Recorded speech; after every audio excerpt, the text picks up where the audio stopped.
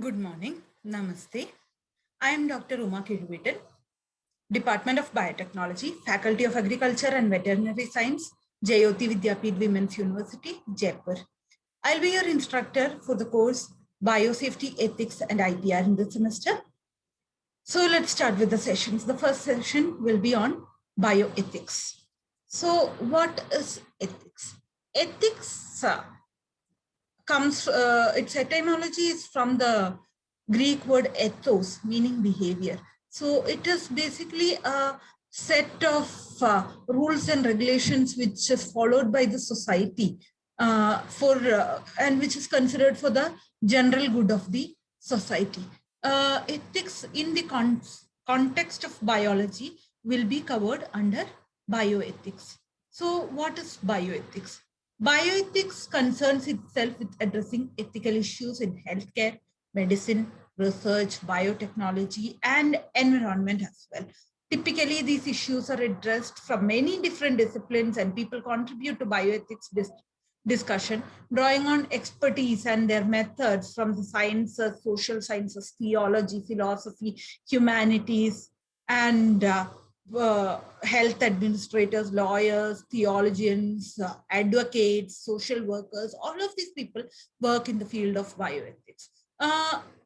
It could be people who teach, who do research, who treat patients in the clinical setting, or work to change the laws, or social reforms, or environmentalists who are working on the need to change the laws for the use of genetically modified products. Could be anyone. There is a wide variety of people who are involved in the field of bioethics. Examples of the topic areas that have been the focus of bioethics for a long time are organ donation, transplantation, genetic research, death and dying, as in like whether you should allow a person to die or refuse a treatment that could probably save them but cost a lot. And then environmental concerns, like whether a genetically modified product would end up being harmful for a person or for the environment as such, whether it would lead the ecosystem towards towards instability from the current stable mode, whether it could lead to extinction of different plant or animal species in the ecosystem and all that. So the key ethical concerns in bioethics involve the questions such as they are basically the questions that are involved in basic ethics. What should I do? How should I do? How should I treat others? What are my obligations or responsibilities? How much should I be made aware of before I choose to do something? What type of person should I be? These are all the ethical concerns, and these are the same concerns that are questions in bioethics as well. But the topics that would be covered under bioethics would be in physician-patient relationship, death and dying, resource allocation, assisted reproductive techniques such as in IVF and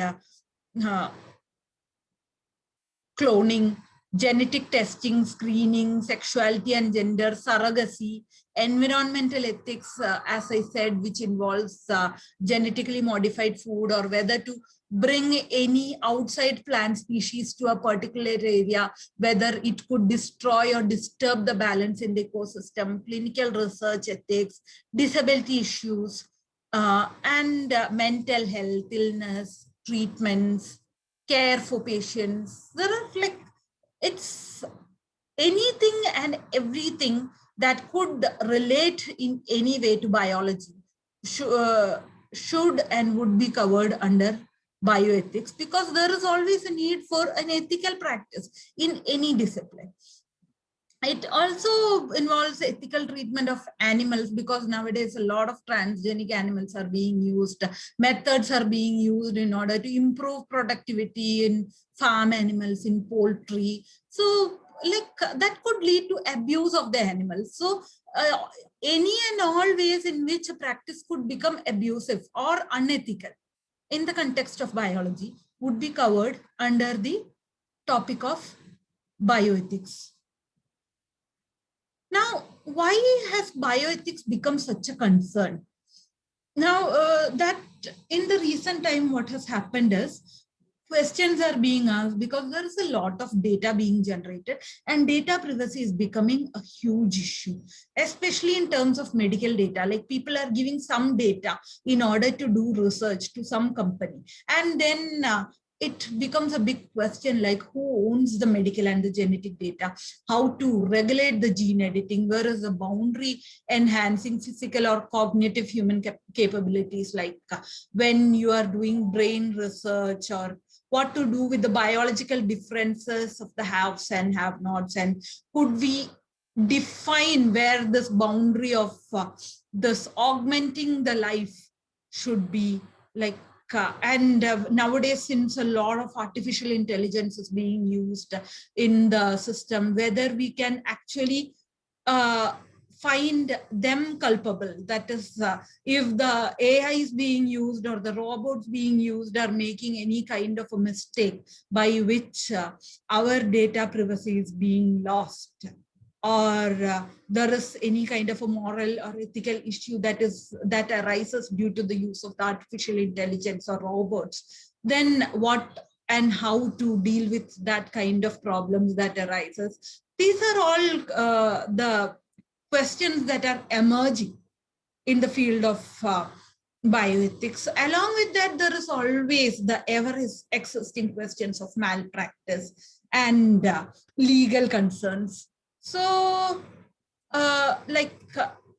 one of the major developments that happened recently was in November 2018. What happened is, in China, scientists claimed that they had developed human girls, twin girls, by actually editing the embryos using CRISPR-Cas9 technology. You know that CRISPR-Cas9 can be used in order to target a specific location in the human genome and thereby change, excise, and replace that excised segment of the gene with another more desirable one. And that has got used in gene therapy. But somehow this person, the scientist, he used this method in order to genetically alter the embryos to human embryos, and then implant it in the mother's womb, resulting in the birth of genetically altered twin girls. Now, genetics is a field that is like an ocean. If you are going and taking one glass out of it, there is still an immeasurable quantity of it left unknown. You do not know how deep it goes, or you have no idea, none of us have no idea what the unread and unstudied portions of the human genome can do. Nowadays, like, there are a lot of new information coming on about microRNAs, about small nucleotide snRNAs, and all such non-coding RNAs, which are coming out of the non-coding regions of the genome that do not account for any of the genes. Only about 3 to 5% of the human genome actually codes for genes. The rest are dormant. They were considered to be not involved in any coding, and now it is we are finding out that they are actually coding for a lot of regulatory elements, and who knows what more data is yet to come. So how, when we are manipulating a human genome in this way, we are not aware as to what its implications will be in the future, and a human life, whether it should be used as such in order to study such a thing. Because when these girls are growing up, definitely if uh, there arises any problems, who would take the responsibility for that? They are all ethical questions that need to be faced. Also, there is this problem that there is a lot of research going on in order to improve the life expectancies. And the problem with that is that those research that is being conducted are only available to the affluent people. And so it will make a huge gap in the life expectancies between the affluent and the masses.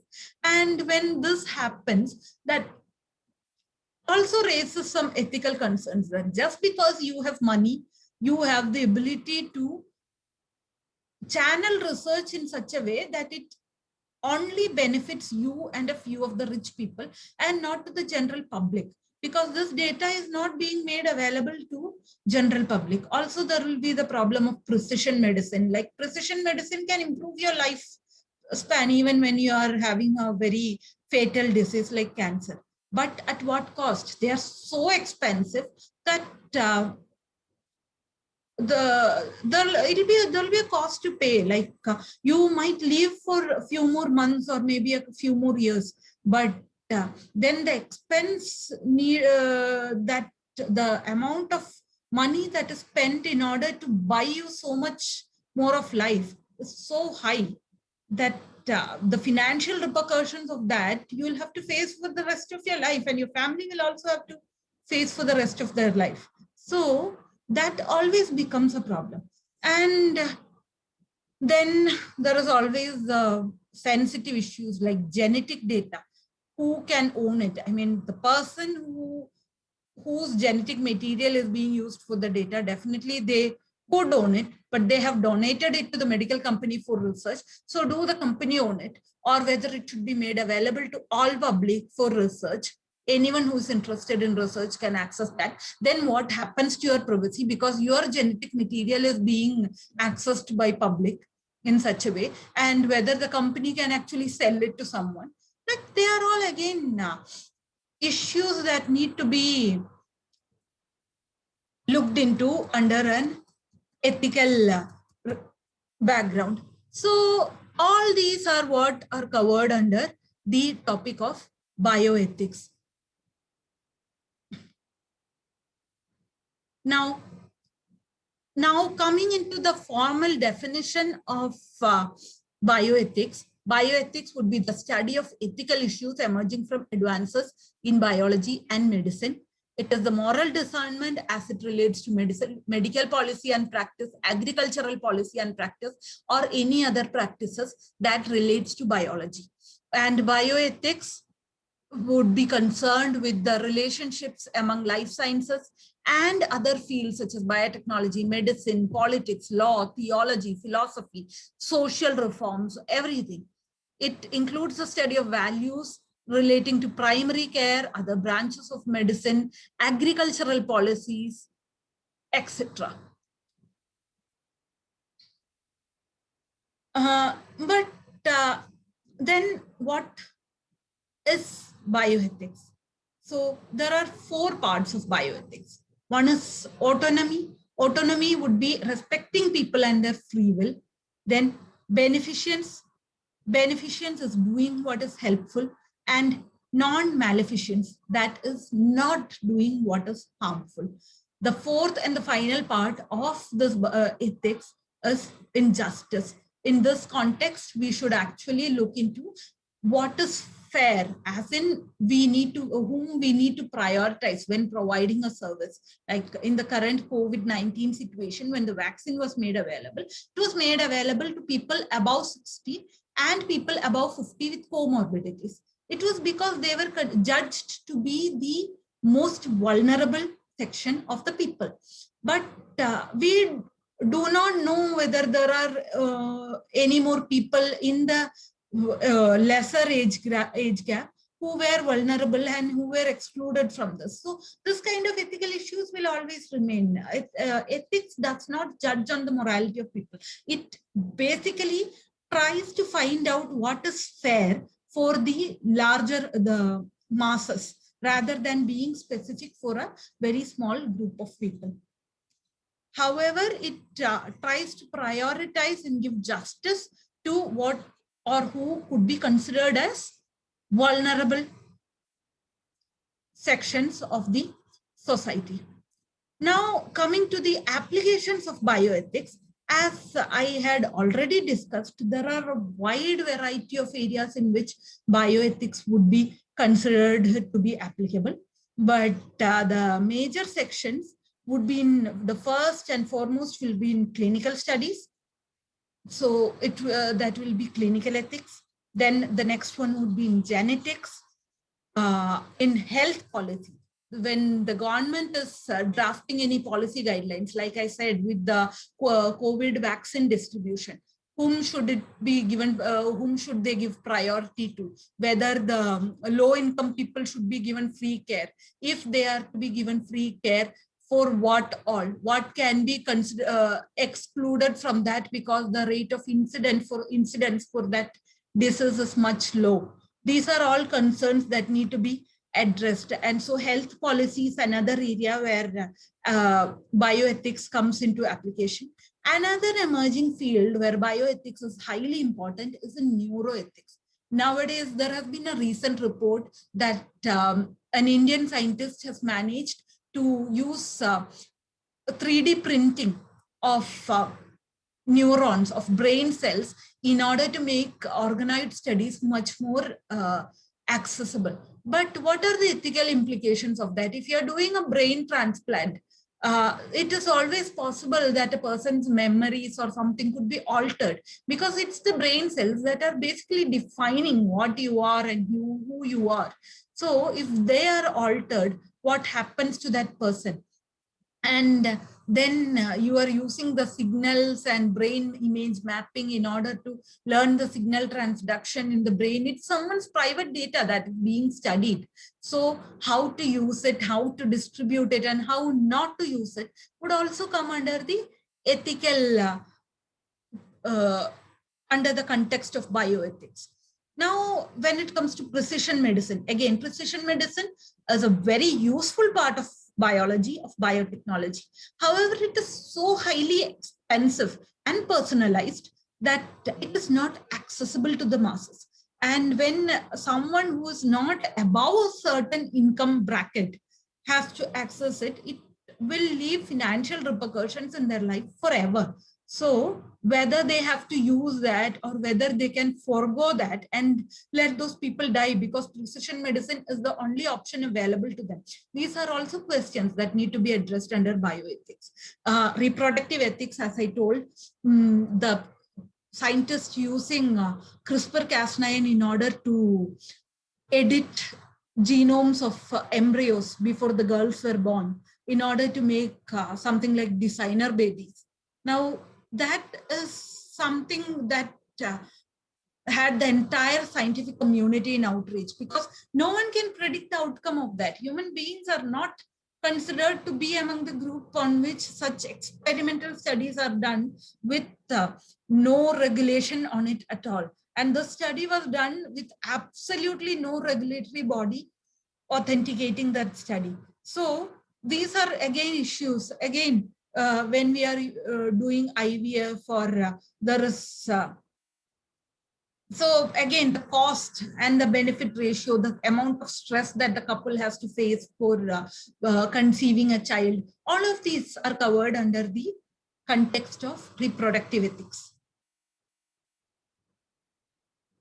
And the final but the most important part of bioethics is in research ethics, because biology is one of the fields which is in which the research is very highly happening.